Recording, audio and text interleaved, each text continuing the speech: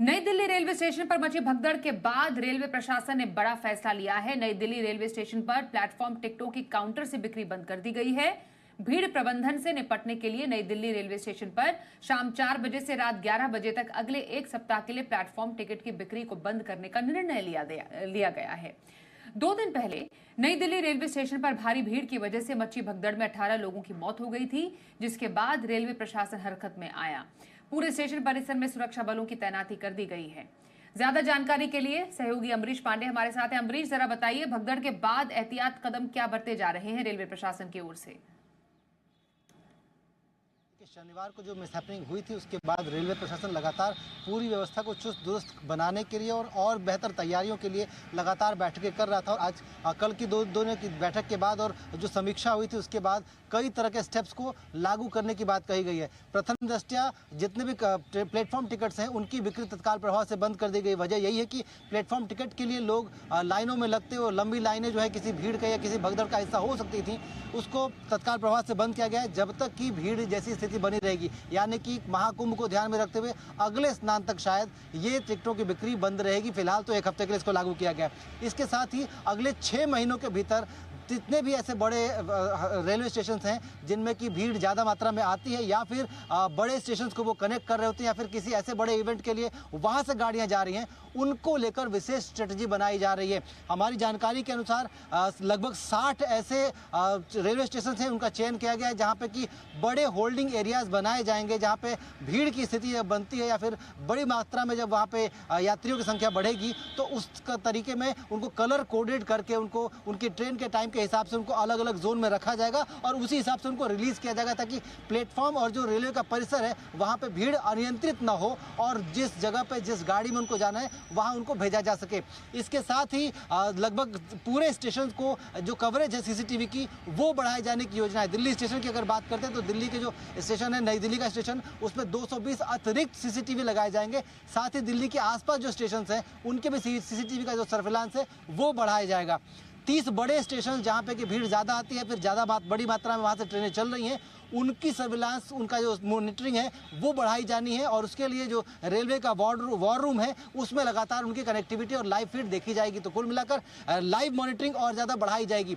इसके साथ ही जो ऐसे जगह है जहाँ पे कि भगदड़ जैसी आशंका होती है, जैसा कि हमने देखा था शनिवार को कि किसी व्यक्ति को सीढ़ियों पर स्लिप होने के बाद यह घटना हुई थी, तो ऐसी स्थिति में सीढ़ियों पर कोई बैठा है क्या, किसी कोई सामान रखा है क्या, या जो फुट ओवर ब्रिज है वहाँ से कोई सामान रखा हुआ है या कोई यात्री लेटा हुआ है, ऐसी लगातार कुल मिलाकर अमरीश, समझा जाए, आपने जो खबर बताई है और जो रेलवे प्रशासन की तरफ से भी काफी एडवाइजरी जारी की गई है, इस बार तैयारी पूरी है। प्लेटफॉर्म टिकट की तो बिक्री बंद कर दी गई है, साथ ही साथ और भी कई चेक्स और जो टेस्ट हैं या बैलेंसेस हैं उनको देखने की कोशिश की जा रही है इस पूरे मामले में। Thank you so much Amrish इस पूरी खबर पर ज्यादा अपडेट देने के लिए।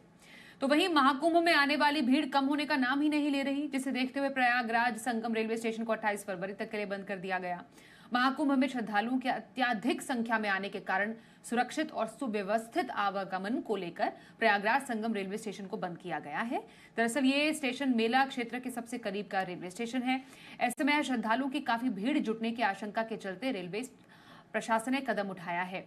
अब आपको ले चलते हैं प्रयागराज, यहाँ से राहुल मिश्रा हमारे साथ है। राहुल, जरा बताइए वहाँ क्या स्थिति है? महाकुंभ में काफी ज्यादा भीड़ है, अब मेला प्रशासन की ओर से इंतजाम क्या हैं? बिल्कुल, देखिए, जब से 3 स्नान बड़े खत्म हुए उसके बाद से श्रद्धालुओं की संख्या और बढ़ने लगी है।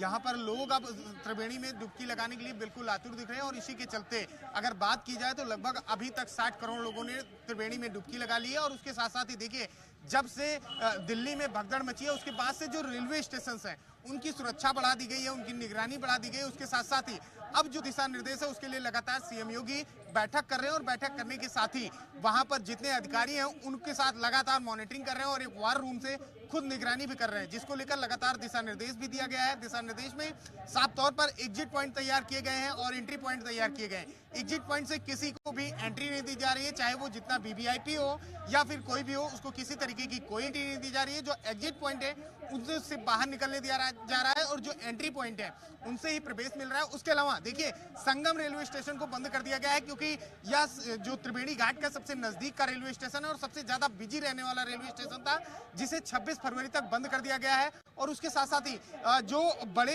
रेलवे स्टेशन है उनमें जो अलग अलग प्लेटफॉर्म है उनको डिवाइड कर दिया गया है। जैसे प्लेटफॉर्म नंबर 2 जो प्रयागराज का जी राहुल, कानपुर वाराणसी की तरफ वाली गाड़ियों के लिए खोला गया है।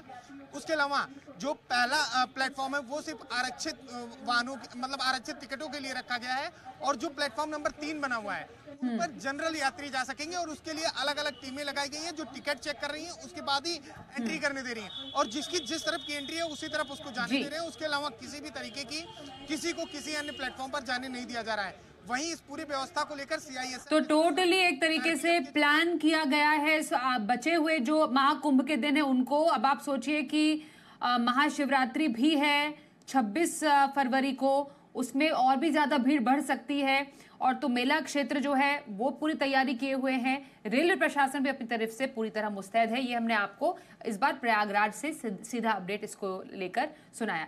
धन्यवाद करेंगे राहुल इस तमाम जानकारी के लिए।